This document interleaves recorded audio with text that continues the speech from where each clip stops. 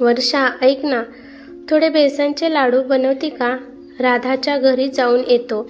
तिला भेटण्याचं खूप मन होत आहे आणि तिला तुझ्या हातचे बेसनचे लाडू पण खूप आवडतात. त्यामुळे मी स्वतःच्या हाताने तिला देऊन येतो. सुधीरने सकाळच्या वेळी झोपेतून उठलेल्या त्याच्या बायकोला वर्षाला सांगितलं. अहो, मी तर लाडू बनवून देते, परंतु एवढ्या दूर तुम्ही कसा जाणार आहात? तुम्ही तर रिझर्वेशन पण केलं नाही. पूर्ण दिवसभर तुम्ही बसमध्ये उभा राहून जाणार आहात का? सुधीर हसत म्हणाला की मी उभा राहून जाईल, पण मी तिला भेटून येणारच आहे. तू लाडू बनवून ठेव. मी आपल्या दुकानातील कामगाराला सगळं काही व्यवस्थित सांगून येतो. मी दुपारच्या वेळेस राधाला भेटण्यासाठी जाईल, पण दुपारी तर खूप ऊन असतं. एवढ्या उन्हात बसमध्ये उभा राहून तुमची तब्येत खराब होईल. आपल्या बायकोचं बोलणं न ऐकताच सुधीर तेथून निघून गेला. दुकानामध्ये जाऊन सुधीरने त्याच्या हाताखालच्या कामगाराला सगळं काही व्यवस्थित सांगितलं की ग्राहक आल्यावर त्यांना कसं बोलायचं, त्यांना सगळा माल कसा द्यायचा, पैसे कसे घ्यायचे आणि माझ्याशिवाय तुला 2 दिवस कसं दुकान सांभाळायचं या बाबतीत सुधीर त्याला सांगत होता. दुपारच्या वेळी वर्षाने बनवलेले लाडू घेऊन सुधीर त्याच्या छोट्या बहिणीला राधाला भेटायला निघून गेला. सुधीरचं त्याच्या छोट्या बहिणीवर राधावर खूप प्रेम होतं. एकदा सुधीरचे आईवडील दोघेच कोणत्या तरी लग्नाला चालले होते, तेव्हा येताना त्यांचा ॲक्सिडेंट झाला. त्यामध्ये सुधीरचे आईवडील जागीच ठार झाले होते आणि तेव्हापासूनच सुधीरने त्याच्या बहिणीला राधाला सांभाळलं होतं. सुधीर राधाची वडिलांसारखी काळजी घेत होता. राधाने सुधीरला वडिलांचा दर्जा दिला होता. सुधीरने राधाला चांगले शिकवले आणि एक चांगलं स्थळ बघून तिचं लग्न पण लावून दिले होते. सुधीरचे जेव्हा आई वडील स्वर्गवासी झाले तेव्हा सुधीर 12 वर्षाचा आणि राधा 5 वर्षाची होती. जेव्हा राधा सून म्हणून सासरी गेली तेव्हा तेथील वातावरणच बदललं. कारण जसं राधाने सासरी पाऊल टाकलं तसं त्यांच्या घरात धनसंपत्ती आली. साधारण परिवार आता खूप श्रीमंत झाला होता. 1 वर्षातच तिच्या नवऱ्याने नोकरीमध्ये खूप प्रगती केली आणि त्या शहरातील श्रीमंताच्या नावात तिच्या नवऱ्याचं सुद्धा नाव येऊ लागलं. राधा त्या घरात सोन पावलांनी गेली होती. राधा तिच्या सासरी खूप खुश होती. तिचे सासू सासरे तिची मुलीप्रमाणे काळजी घेतात, कारण राधा आल्यापासून त्यांच्या घरात एवढी प्रगती झाली होती. शहराच्या मधोमध राधाचा एक मोठा बंगला आहे. तिच्या घरी जाण्यासाठी सुधीरला पूर्ण दिवस जातो. बहिणीची आठवण काढता काढता सुधीर तिच्या घरी पोहोचला आणि दाराची बेल वाजू लागला. राधाने दरवाजा उघडला आणि आपल्या वडिलांसमान भावाला पाहून राधाला खूप आनंद झाला. तिने भावाचे स्वागत केले आणि तिने खूप चांगला त्याचा पाहुणचार पण केला. तिने सुधीरला 2-4 दिवस राहण्यासाठी पण सांगितले, पण तो राधाला म्हणाला की मी तर फक्त तुला एकदा पाहण्यासाठी आणि तुला आशीर्वाद देण्यासाठी आलो आहे आणि संध्याकाळच्या बसने मी माघारी जाणार आहे. सुधीर आणि राधा बोलतच होते तेव्हा तिथे राधाची लग्न झालेली नणंद आली आणि ती राधाला म्हणाली की वहिनी, तुमच्या भावाने काही मिठाई आणली नाही का? तुमच्या भावाला हे माहीत नाही का की बहिणीच्या घरी मोकळ्या हाताने येत नाहीत?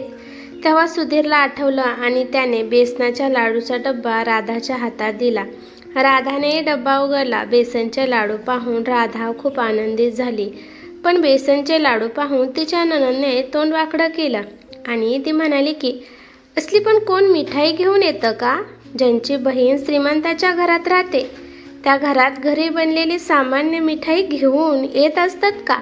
श्रीमंत बहिणीसाठी तर दुकानामध्ये बनवलेली सगळ्यात महाग मिठाई घेऊन यायची असते. पण मी तर हे विसरलेच की एवढे पैसे तुमच्याकडे नसतील, कारण तुम्ही गरीब आहात आणि तुमची बहीण श्रीमंत आहे. नणंदचं बोलणं ऐकून सुधीरचा चेहरा उतरला. राधाला तिच्या नणंदचा खूप राग आला आणि ती तिच्या नणंदला म्हणाली की ताई, मी तुम्हाला मान प्रेम देते, कारण तुम्ही माझ्यापेक्षा मोठ्या आहात आणि त्याप्रमाणे माझा भाव पण तुमच्यापेक्षा मोठा आहे आणि त्याचा अपमान करण्याचा अधिकार तुम्हाला कोणी दिला? तुम्ही कोणत्या हक्काने माझ्या भावाला गरीब बोलत आहात?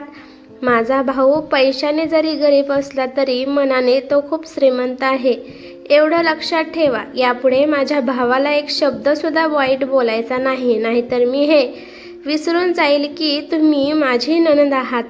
या घरात मी नंतर तुम्हाला पाऊल पण टाकून देणार नाही. पण सुधीरने इशाराने तिला गप्प राहण्यासाठी सांगितलं.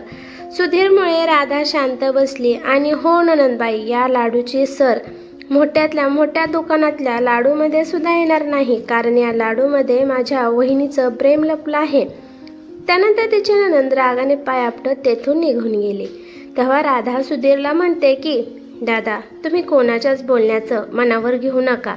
नणंदबाईची सवयच आहे, नेहमी कोणाला ना कोणाला तरी त्या नावं ठेवतच असतात. पण दादा, माझ्या मनामध्ये असं काही सुद्धा नाही. मला हे लाडू खूप आवडतात. एक लाडू तोंडात टाकत राधा सुधीरला म्हणाली. थोड्या वेळ गप्पा मारून संध्याकाळी राधाच्या नवऱ्याला आणि सासू सासऱ्यांना भेटून सुधीर त्याच्या घरी निघाला. जाताना राधाने 2 पिशव्या सुधीरच्या हातात दिल्या आणि ती म्हणाली की दादा, हे माझ्या दोन्ही पण भाचींसाठी गिफ्ट आहे. त्यांना सांगा की त्यांच्या आत्याने त्यांना दिलं आहे. त्यानंतर सुधीर दोन्ही पण पिशव्या घेऊन निघाला. सुधीरला 2 मुली आहेत. मोठ्या मुलीचं नाव संगीता आणि छोट्या मुलीचं नाव वैष्णवी आहे. मनोहर ज्या उत्साहाने राधाला भेटायला गेला होता त्या उत्साहाने तो माघारी आला नाही. राधाच्या सासरचे सगळे चांगले आहेत, सगळे सुधीरची इज्जत करतात. पण राधाची नणंद खूप मनाला लागेल अशी बोलते. ती नेहमी कोणत्या ना कोणत्या कारणावरून टोमणी देत असते. राधाची नणंद राधाच्या घराच्या शेजारीच राहते. ती तिच्या घरून खिडकीतून पाहते की वहिनीच्या माहेरकडून कोण आलं आहे, तेव्हा तिला लगेच कोणी न बोलवता ती हजर होते. एखाद्या विषयी ती चांगलं तर बोलतच नाही, पण वाईट एवढं बोलते की समोरच्याचं मन दुखलं जातं. सुधीर घरी आला.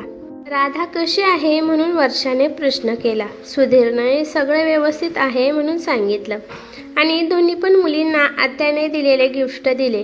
तिथं त्याच्या बहिणीने त्याचा खूप पाहुणचार केला म्हणून तो सांगत होता.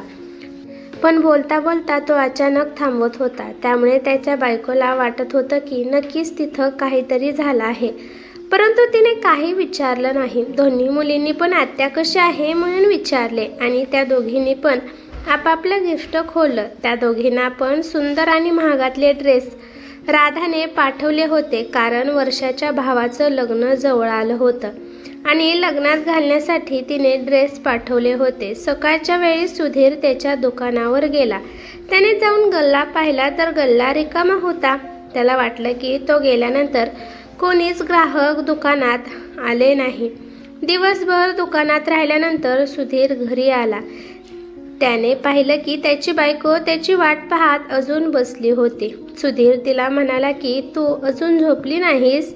जेवणाचा डब्बा तर मला संगीताने आणून दिला होता आणि मी जेवलो पण आहे. मग कशाला वाट पाहत बसली आहे? सकाळपासून तू पण खूप काम करतेस आणि घर तर वैष्णवीने किंवा संगीताने उघडलंच असतं. मला तुमच्यासोबत काहीतरी बोलायचं होतं. मी पाहत आहे की तुम्ही आल्यापासून मला नाराज दिसत आहात. राधाच्या सासरी काहीतरी झालं आहे का? नाही ग वर्षा, काही सुद्धा झालं नाही. आपली राधा खूप आनंदात आहे, पण फक्त तिची नणंद ती जरा कडवटपणाने बोलत असते, त्यामुळे जरा मी नाराज होतो. पण जाऊ दे, मला सांग, माहेरी जाण्याची तयारी झाली आहे का नाही? तुझ्या भावाचं लग्न आहे असं पण दोन्ही पण मुलींना राधाने कपडे पाठवले आहेत. तुला काय आणायचं असेल तर सांग. वर्षा म्हणते की मला काही नाही आणायचं, तयारी झाली आहे, उद्या सकाळी आपल्याला जायचं आहे.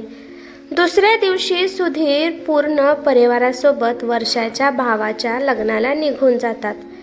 तिथे गेल्यावर लग्न झाल्या पण काही कामानिमित्त वर्षा आणि तिच्या दोन्ही पण मुली तिथेच राहतात आणि सुधीर एकटाच माघारी येण्यासाठी निघतो. पण ज्या बसमध्ये सुधीर असतो त्याच बसचा अपघात होतो. सुधीरला खूप दुखापत होते. सुधीरच्या पाठीचा मणका फ्रॅक्चर होतो आणि त्यामुळे सुधीर काम करू शकत नाही आणि तो बेडवर येऊन राहतो. आणि इकडे सुधीरच्या हाताखाली जो कामगार असतो तो दुकानातील काही सामान घेऊन पळून जात असतो. हळूहळू दुकानात येणारे ग्राहक कमी होतात, कारण सुधीरच्या बोलीमुळेच ग्राहक त्याच्याकडे येत होते. आणि त्याच्या हाताखाली जो कामगार असतो तो खूप ग्राहकाला ओरडून बोलत होता. त्यामुळे ग्राहकांनी त्याच्या दुकानात येणं सोडून दिलं. दुकानातला माल विकला जात नाही, त्यामुळे कंपनी पण त्यांना माल देत नाही. वर्षाचं पण जास्त शिक्षण झालेलं नसतं, त्यामुळे तिला पण जास्त दुकान सांभाळता येत नाही. आणि दोन्ही मुलींना पण त्यांचं कॉलेज असल्यामुळे त्या पण दुकानात जाऊ शकत नव्हत्या. घरातली परिस्थिती खूप वाईट झाली. कसं तरी ते घर भागवत होते. भावाची ही हालत पाहून राधा लगेचच त्याच्याकडे येते. भावाची दशा पाहून तिला खूप रडायला येते, तरी पण ती मजबूत राहते आणि कोडमडलेल्या घराला आधार देण्याचा प्रयत्न करते. ती तिच्या पैशाने दुकानातलं सगळं सामान भरते आणि नवऱ्याला सांगून एक नोकर दुकानात कामाला लावते, कारण दुकान बंद पडू नये, कारण त्या दुकानावरच सुधीरचं घर चालत होतं. त्यानंतर राधा सुधीरची चांगल्या हॉस्पिटलमध्ये ट्रीटमेंट चालू करते, कारण लवकरात लवकर दादा बरा व्हावा. सुधीरची हालत पाहून डॉक्टरांनी सांगितलं होतं की सुधीरच्या मणक्याचे ऑपरेशन करावे लागेल आणि त्यासाठी 4-5 लाख रुपये तरी खर्च येईल. एवढा खर्च पाहून तर वर्षा दंग होते. पण एका क्षणातच राधा डॉक्टरांना ऑपरेशनची तयारी करायला सांगते आणि ती वर्षाला सांगते की वहिनी, तुम्ही पैशाचं कोणतं टेन्शन घेऊ नका, मी आहे, मी सगळं हँडल करते. पण वर्षा तिला म्हणते की राधा, आम्ही तुझ्याकडून पैसे घेऊ शकत नाही. अगं राधा, हा समाज आणि नातेवाईक आम्हाला नावे ठेवतील की मुलीकडून पैसे घेत आहेत आणि आम्ही पापाचे भागीदार बनू. वहिनी दादा मला वडिलांसमान आहे. आता फक्त हा विचार करा की आपला दादा कसा व्यवस्थित होईल. लोकांच्या बोलण्याकडे दुर्लक्ष करा आणि कोण या दवाखान्यासाठी खर्च करत आहे हे महत्त्वाचं नाही. मला फक्त माझा दादा व्यवस्थित झाला पाहिजे. जर मी माझ्या दादाला व्यवस्थित नाही केलं तर बहीण म्हणून माझा मी धिक्कार करते. दादाने मी आजारी असताना कधीच एकटीला सोडलं नाही वहिनी. जेव्हा मी 8 वर्षाची होते तेव्हा मला कावीळ झाली होती आणि कावीळ शेवटच्या स्टेपला येऊन थांबली होती. डॉक्टरांनी मी जगणार नाही म्हणून गॅरंटी दिली होती, पण दादाने हिंमत हारली नाही. तो प्रत्येक हॉस्पिटलमध्ये मला घेऊन जात होता आणि माझे ट्रीटमेंट करत होता आणि देवाकडे पण प्रार्थना करत होता. मी माझ्या भावाच्या प्रार्थनामुळे आज जिवंत आहे. त्याच्या इच्छाशक्तीने मला नवीन जन्म मिळाला आहे. जशा प्रकारे दादा माझ्याशिवाय राहू शकत नाही, तसंच मी पण दादाशिवाय जिवंत राहू शकणार नाही. 2 दिवसांनी सुधीरचं ऑपरेशन झालं, तरी पण तो अजून पूर्णपणे व्यवस्थित झालेला नव्हता. त्याला अजून 2 महिने बेडरेस्ट घेण्यासाठी सांगितलं होतं. 1 महिन्याने सुधीरच्या मोठ्या मुलीचं संगीताचं लग्न तोंडावर आलेलं होतं. संगीताच्या सासरचा वारंवार फोन येत होता. ते अजून लग्नासाठी वाट पाहणार नव्हते. होणाऱ्या नवरदेवाची आजी आजारी होती आणि जोपर्यंत ती जिवंत आहे तोपर्यंत त्यांना लग्न लावून द्यायचे होते. ते सुधीरवर दबाव टाकत होते की ठरल्या तारखेलाच लग्न झाले पाहिजे. सुधीरचा पूर्ण परिवार टेन्शनमध्ये आला होता. जर आता हे लग्न मोडलं तर मुलीमध्ये काही दोष आहे म्हणून सगळीकडे चर्चा होईल आणि शिवाय अजून एका मुलीचं लग्न बाकी आहे. सुधीरला काय करावे हे सुचतच नव्हते. पण संगीता हे सगळं तिच्या आत्याला सांगते. तिला कळताच राधा सुधीरकडे येते आणि ती म्हणते की मला संगीताचं कन्यादान करायचं आहे. राधाचं बोलणं ऐकून सुधीर आणि त्याची बायको वर्षा हैराण होतात. सुधीर तिला म्हणतो, राधा, तू संगीताचं कसं कन्यादान करू शकते? तू अजून लहान आहेस आणि कन्यादान करणे एवढं सोपं पण नाही.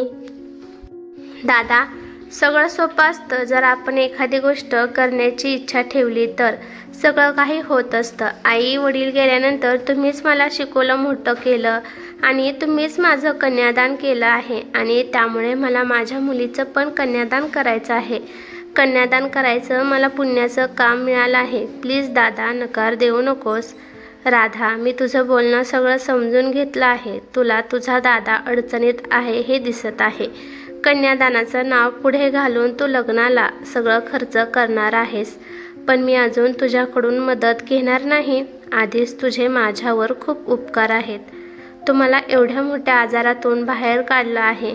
माझ्या ऑपरेशनसाठी तू खूप पैसे खर्च केले आहेत, तुला माझ्यामुळे आधीच खूप त्रास झाला आहे, त्यामुळे माझ्यामुळे अजून त्रास घेऊ नकोस। दादा, तुम्ही हे काय बोलत आहात? आपण दोघं लहानपणापासून भाऊ बहीण आहेत, आपण एकमेकांची सुखादुःखात साथ देत आहे। जर दुःखात आपण एकमेकांच्या मदतीला नाही आलो तर मग दुसरं कोण येणार आहे? मला एक सांगा, नेहमी भावाचं कर्तव्य असतं का की बहिणीची रक्षा करावी, तिची काळजी घ्यावी, तिची मदत करावी? कधी बहिणीचं कर्तव्य नसते का तिने पण भावाची मदत करावी, त्याची काळजी घ्यावी, त्याची रक्षा करावी? जर आज तुमच्या जागी मी असती तर तुम्ही मला असं वाऱ्यावर सोडून गेला असता का?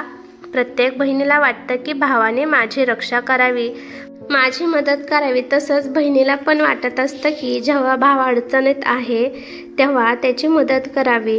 त्यामुळे प्लीज माझा हक्क माझ्याकडून हिसकावून घेऊ नका। मला माझ्या पिता समान भावाचं हे दुःख पाहवत नाही, मला त्याची मदत करायची आहे, ती करू द्या। मी ईश्वरचा हात जोडून प्रणाम करते की मला देवाने आर्थिकदृष्ट्या एवढं मजबूत बनवलं आहे की मी माझ्या भावाची मदत करू शकेल। प्रत्येक बहिणीला वाटतं की भावाची मदत करावी, परंतु काही बहिणी सासरच्या दबावाखाली किंवा काही बहिणी आर्थिक परिस्थितीमुळे त्यांना शांत बसावे लागते। पण तुम्ही मला एवढं छान स्थळ शोधून काढलं, माझं लग्न लावलं, माझी सासरची पण चांगली आहेत आणि पैशाची तर काहीच कमी नाही। संगीता फक्त तुमचीच मुलगी आहे का? माझी कोणती लागत नाही का? तिला पण मी लहानपणापासून माझ्या मुलीप्रमाणे सांभाळलं आहे। देवाने मला प्रत्येक सुख दिलं आहे, मला चांगलं घर, सासू सासरे, चांगला नवरा, 2 मुले। फक्त माझ्या पदरात एक मुलगी नाही आणि तिची पण कमी आज देवाने पूर्ण केली आहे। संगीतामुळे मी कन्यादान करू शकते आणि हो, वैष्णवीचं पुढचं शिक्षण आणि तिचं लग्न पण मीच करणार आहे। अगं राधा, तू हे काय करत आहेस? तू लहान असून सुद्धा मोठी असलेलं कर्तव्य पार पाडत आहेस। नेहमी भाऊ बहिणीला मदत करतो, पण तू आहेस की तू भावाची मदत करत आहेस? तू तर वेगळीच परिभाषा लिहिली आहेस। दादा, जर नात्यामध्ये प्रेम असेल तर आपण काहीही करू शकतो। भाऊ बहिणीचं नातं सगळ्या नात्यांपेक्षा पवित्र नातं आहे। तुम्ही मला फक्त कन्यादान करायची आज्ञा द्या। मी असताना मी तुम्हाला त्रास होऊ देणार नाही। पाहुण्यांची लिस्ट मला करून द्या आणि त्यासाठी काय काय सामान लागतं ते सगळं मला समजून सांगा, त्यामुळे मी लग्नासाठी चांगली तयारी करू शकेल। राधाचं समजूदारीचं बोलणं ऐकून सुधीर आणि वर्षा तिला कन्यादानासाठी नकार देऊ शकले नाही आणि जसा राधाने विचार केला होता तसेच तिने संगीताचं लग्न खूप धूमधडाक्यात लावून दिलं आणि त्याप्रमाणे तिने वैष्णवीची पण पूर्ण जबाबदारी घेतली आणि अशा प्रकारे बहिणीने सुद्धा तिचं कर्तव्य पार पाडलं होतं। ही कथा कशी वाटली ते मला कमेंट करून नक्की सांगा। कथा आवडली तर लाईक शेअर नक्की करा आणि चॅनलवरती नवीन असाल तर चॅनलला सबस्क्राईब करा। धन्यवाद।